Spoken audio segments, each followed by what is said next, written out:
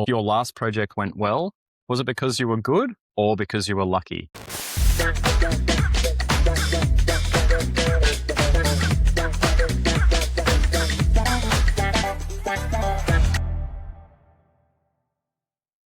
Mike, today we're doing a little bit of public self-reflection, I suppose, after an awesome session that we ran for Harcourt's International, 2 weeks ago now? Yeah, 2 weeks ago today, yeah. And looking to compare that to some lessons from the crash of a fighter jet, of all things, and bring those two together to give business leaders and our listeners a couple of tangible tools that they can take away.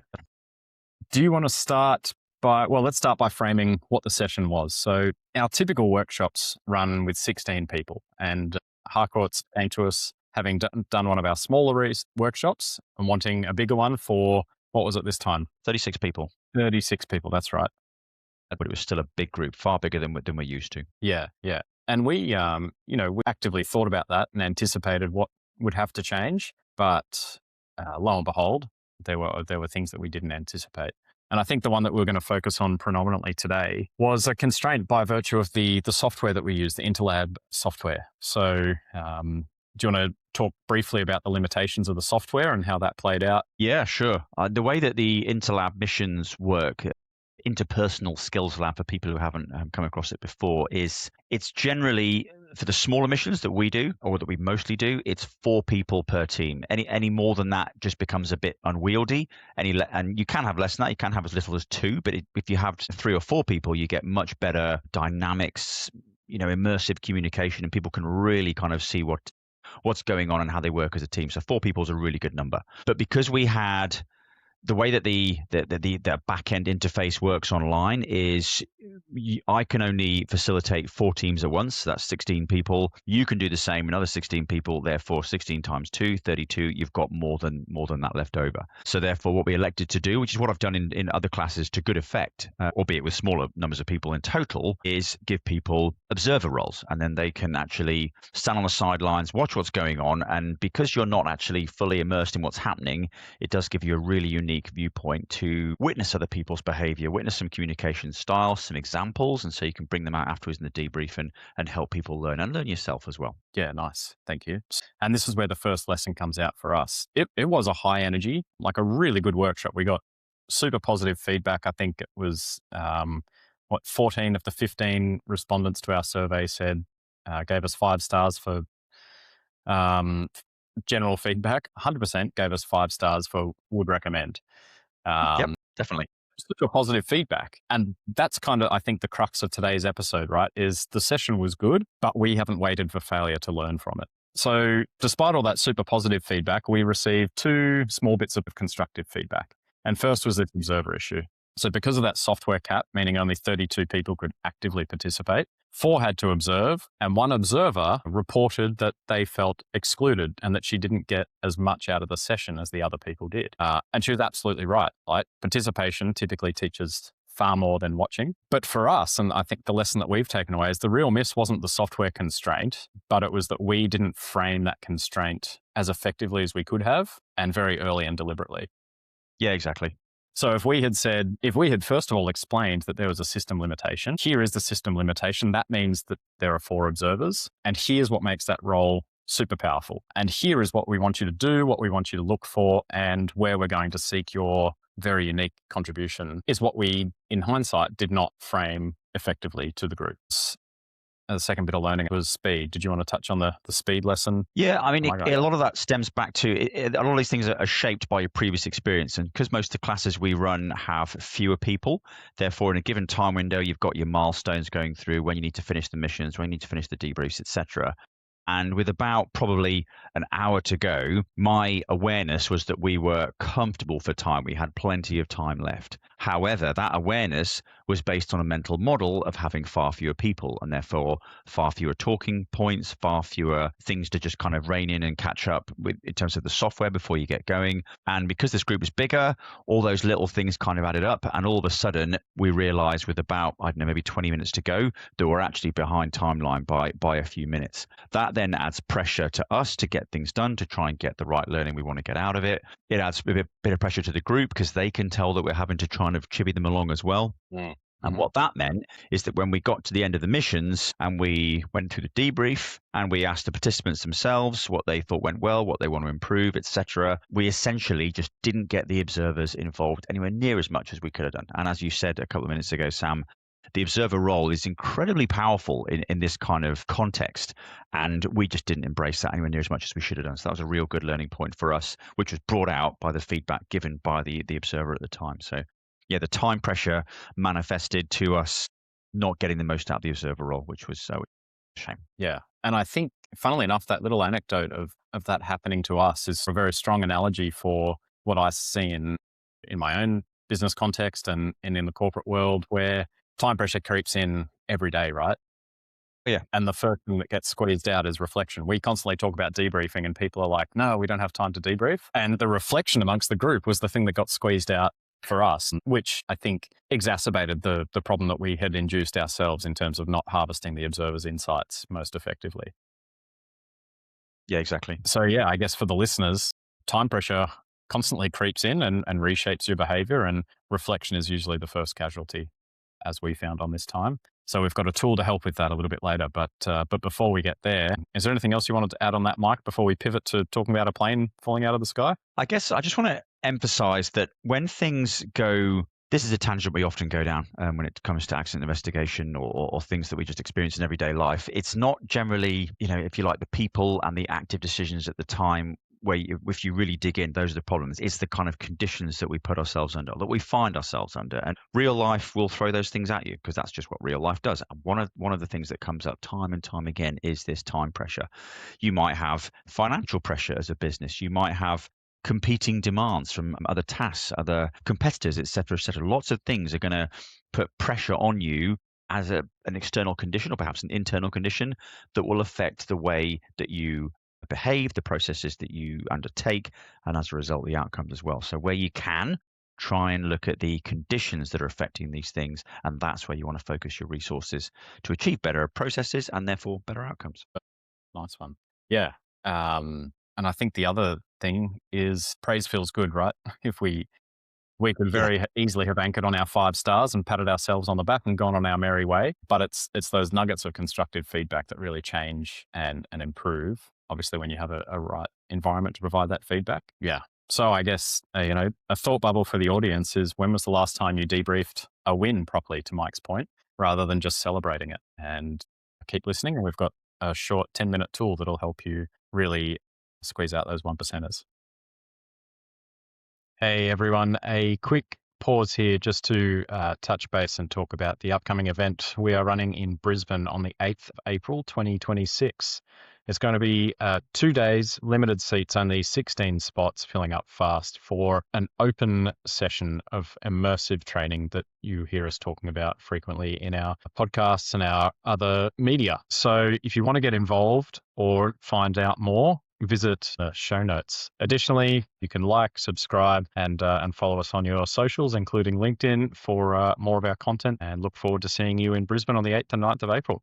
All right, mate, you want to give us a quick summation in layman's terms of what caused this F-35 fighter jet to drop out of the sky? So I wrote this blog about 2 or 3 weeks ago, I think, and it was talking about an accident that happened just over a year ago in Eielson Air Force Base, which is up in Alaska. It gets cold at this time of year, as you can imagine. And the F-5 fighter jet from the United States Air Force that was involved ended up crashing. The pilot survived with minor injuries, which was good, but the airplane was written off at great expense. Now, what had happened is the airplane took off, and in simple terms, some of the fluids that were involved in the landing gear system had got some water contamination due to some engineering issues, some systemic issues.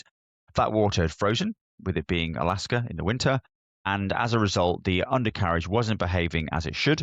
The nose wheel was not centered. So you imagine when you land any sort of airplane, whether it be an airliner, you'll have seen it on TV if you haven't actually experienced it yourself, the wheels have to be in line with the runway. That's a good thing.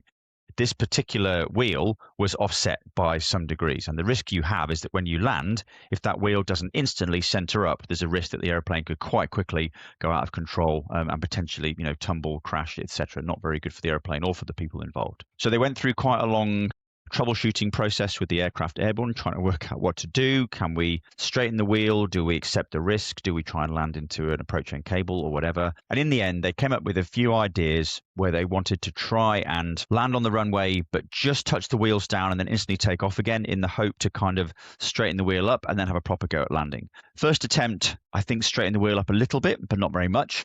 So they tried to do it again, but on the second attempt, when the aircraft took off, because of the fluids being frozen and not quite working properly, the aeroplane had a micro switch which told it that it was still on the ground. And the nature of modern fighter aircraft is their flight control surfaces like logic, the computer ones and zeros that go through it. If the airplane's on the ground, they behave in a different way to when you're in the air. And if the airplane thinks it's on the ground, but it's actually flying, the controls, in very simple terms, just don't work properly. And the airplane became uncontrollable within a few seconds, and the pilot ejected just before the aircraft crashed. So that's in a nutshell what happened. Some water had got into the hydraulic fluid, froze rather, and caused some issues that the airplane wasn't expecting. And there's no kind of written procedure for this. This is totally unexpected. So the pilot, the other airplane flying, engineers on the ground, and the supervisor had a long discussion trying to figure out what to do and unfortunately obviously ended up in the airplane being destroyed. In a nutshell, that's what happened. And then your blog focuses on the report that happened after the fact, and it's just riddled with hindsight bias, right? Or hindsight being 2020, and focuses on decision making, if I recall correctly, as a cause. Yeah, very much so. I mean, it's as you say, these things are very easy to pick apart with hindsight. Especially, a lot of accident reports are written in this style where after the fact things are made to look terrible and the decisions are made to look awful. And the report itself almost gives you that glimmer of hope because the person who writes it, one of the final paragraphs, they essentially say something like they commend the actions of the flight crews and the maintenance crews involved in their efforts to try and solve this problem. And then there's a big sort of but, and then it goes into they didn't action the information that was available to them, and they essentially made a bad decision. Oh, and by the way, 2 weeks later, somebody else had the same problem, and it was absolutely fine. So therefore, these people didn't do a very good job. And it's like, it's really not that simple. And I think this, like a lot of other accident reports, they need to dig a lot deeper into the second level of learning, not just who went wrong or what mistake did they make, but why did they do that? What conditions, which I've already mentioned, a few minutes ago, conditions are so important. How did that all feed in to actually result in the outcomes, not just the final decisions, the last people to touch it? It's so important to dig a bit deeper. Yeah, which links into two things from our past, I suppose. One is another blog on, I think it was titled The Last One to Touch It, or words to that effect. The Last One to Touch It, yeah. And how that person can get all the blame. So we'll put a link to that blog in the show notes. And in our previous podcast episodes, which we'll link as well, we go into a lot more detail on hindsight bias and how it can really skew and leave learning on the table. But to bring it back to the point of today, they focused a lot on decision-making and the last people to touch it, as it were, but didn't really acknowledge the fact that in this case, all these people were at the edge of or beyond what procedures were there to support them. There was no checklist. There was a lot of uncertainty and novelty. Massively. And I think the question that comes out of that could have been asked and that our listeners can ask themselves in their own context is, how do we support good judgment when there is no checklist? Now, we all know that you can't have a checklist or a procedure for every single thing. And then how do we ensure that critical information is there and available and prescient when it matters? And this ties into the point that you made before, where the investigation talks about a maintenance circular, so a maintenance information that came out from months prior, and the saying, oh, hey, this could happen. You could have this anomaly in your hydraulic fuel lines. And the report then criticizes the people involved for not recalling this random information circular that came across their desk months prior. Yeah, exactly. And that's a really interesting point that I think needs a lot of reflection on, because it's very easy to say, well, you had this information was released, as you say, several months prior, yet you didn't pay attention to it. And then that's the report just says the information was there, they ignored it, therefore it's on them. But it's like, right, okay, well, how many information circulars are released? How big are these information circulars? Where do they go? How are they stored? How are they, what's the so what of these things? Because if you have, let's say hypothetically, one a week and they're 100 pages each, nobody's going to care. And your brain will just tune it out, especially if the vast majority of the information is rubbish or reminders or whatever. Whereas if you actually come up with a better system, whatever that may be, looking at the context of how the human brain actually works and how we process what we think is important, then you're much more likely in situations like this for the relevant information to be retrievable by the people involved in the key positions. It's so easy for the legal side of life, I suppose, to just write more and more rules, more and more procedures, more and more publications. And the bigger the book gets, the easier it is when something goes wrong for them to find a rule that you broke and therefore it's all your fault. But exactly. But in reality, it just doesn't work. The more rules you put in place, the harder it is for people to follow them. And that's a real key thing that I think any high risk organization or high performance team needs to bear in mind. The more rules you put in place, the harder it is to follow them. And you alluded to the point before, mate, about a few weeks later, coincidentally, a very, very, very similar incident occurred and ended without dramatic outcome, all safely. And I think that raises one of the real key lessons of what we're trying to drive here, as you've alluded to it. This kind of uncomfortable idea that sometimes, or I would suggest often, success is a matter of the conditions and the timing as opposed to superior decision making and execution. Yeah. And that's why we're saying you've got to debrief when it goes well as well, not just when it goes wrong, because otherwise you're leaving learning on the table and you're denying yourself the ability to replicate that success, I think. Yeah. And it's just so important to reflect on things and for all the little things you can fix that may have actually manifested into produce a bad outcome. But unfortunately, on this time, you were lucky perhaps rather than good. Yeah. Which is just such a simple question to ask yourself. So to bring the two together, in our workshop, we were good. We did get some extremely positive feedback, but we did get some feedback that is really what we focused on. And that's what we can improve. And we've now tried to put our money where our mouth is, I suppose, and show our listeners and the people who follow us the process that we go through, which is kind of what we're teaching during our workshops. And then in the F-35 example, the aircraft, a whole bunch of competent, well-trained, highly motivated people, but the system didn't provide the right information and the constraints to be obvious in real time, which just brings us back. If you don't examine success, you'll eventually mistake luck for competence until those core conditions, as you said, Mike, until they change and expose the luck that you were reliant on inadvertently. That's it. Luck has a place, but if you don't reflect on things and the conditions are aligning just the wrong way, then you could be in trouble. Okay. We are the Leadership and Learning podcast. So let's bring it back to some practical tools that the listeners can take away. Over to you, Mike. Cool. Right. So the first tool we're going to talk about is if you've got constraints, think about them beforehand as the leader or the briefer, and then make sure you give yourself 30 seconds to brief what those constraints are to the team. Here's the constraint. Here's what that means. Here's the trade-off. But here's how we're going to cope with it such that we can use what that has to offer and move forward and actually succeed as a team and achieve the goals that we're trying to achieve. So that's a thing to do with briefing through the constraints that you have. And those are going to happen all the time. In flying, in business, in whatever. Those are quite common and quite normal. And once you've done your project, your mission, whatever it is, then debrief it, debrief the wins, debrief what went well. Look at what went right, look at what was successful, and then just touch on why it was successful. Did you get everything done? Did you have a timeline? Did you have a structure? If that's the case, brilliant. Use it, repeat it, make sure that it's well understood for other people to take those lessons forward as well. And then don't necessarily look at things that went wrong. Don't have that delineation of what went right, what went wrong, but look at the things that perhaps almost went wrong. And then what compensations did you have to put in place as a team? What did you have to cope with and manage such that you can affect that, change those conditions for future use? And what would go wrong first if the conditions were slightly different? So if you had less time to play with, if people were more of a factor, if weather conditions start to change, things like that, and if the workload increases or even potentially decreases, what capacity have you got? But think about those conditions. What can you affect, or what are the conditions likely to affect, and what would you put in place to manage them? Brief your constraints, debrief the wins, constantly strive to improve the little things to see where you can polish, just in case those little things ramp up at the wrong time.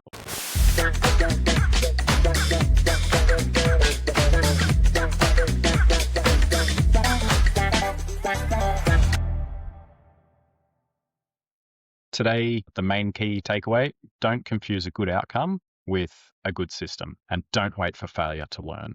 Two key tools. First of all, the quick 10-minute debrief of success. What went right and why did it go right? What almost went wrong, or what did we have to compensate for in our journey to getting it right? And finally, if conditions were harder, what would fail first. At the other end, there's the briefing constraints. Identify them, name the constraint, discuss and plan for the trade-offs, and then how you're going to make the most of it anyway. Try one of those in your next meeting, your next shift, your next project, whatever your context might be, and let us know what you notice. If you find it useful, share the episode with your friends, with your fellow leaders, and we'll see you in the next one.